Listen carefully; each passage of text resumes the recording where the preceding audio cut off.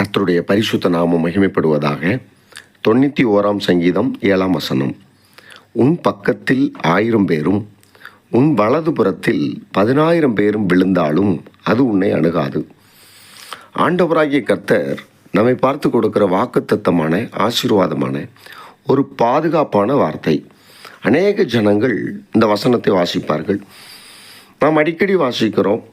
எந்த நேரத்திலும் பாதுகாப்புக்காக அதிகமாய் வாசிக்கப்படுகிற சங்கீதம் இது. இந்த வசனத்தின் அர்த்தத்தை நாம் புரிந்து கொள்ள வேண்டும்.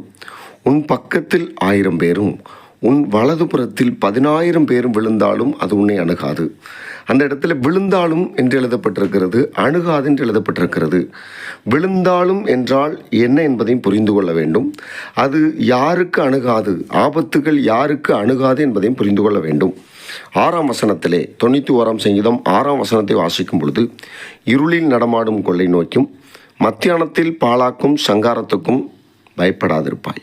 யார் பயப்படாதிருப்பான் என்றால், உன்னதமானவரின் மறைவில் இருக்கிறவன் சர்வ வல்லவருடைய நிழலில் தங்குவான் என்று எழுதப்பட்டுள்ளது. அன்பான தேவஜனமே, நம்முடைய வாழ்க்கையிலே நாம் ஆண்டவருக்கு பிரியமாக இருக்கும் பொழுது இரவில் உண்டாகிற பயங்கரத்திற்கும் கொள்ளை நோய்க்கும் ஆபத்துகளுக்கும் சங்காரத்துக்கும் விலக்கி ஆண்டவராகிய கர்த்தர் நம்மை நடத்துவார். வலதுபுறத்திலோ இடதுபுறத்திலோ 1000 பேரோ 10,000 பேரோ விழுந்தாலும் என்றால் மரித்தாலும் என்ற அர்த்தம்.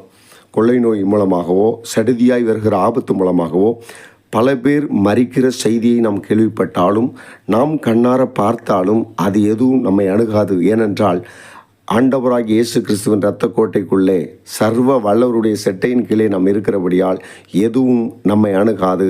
இதை கேட்டுக்கொண்டிருக்கிற உங்களையும் அணுகாது. கர்த்தருக்கு பிரியமாய் நடப்போம். அவருடைய செட்டைகளின் மறைவிலே வாழ்வோம். இரத்த கோட்டைக்குள்ளே கர்த்தர் நம்மை பாதுகாத்துக் கொள்வார். கர்த்தர் தம்மை உங்களை ஆசீர்வதிப்பாராக. ஆமேன்.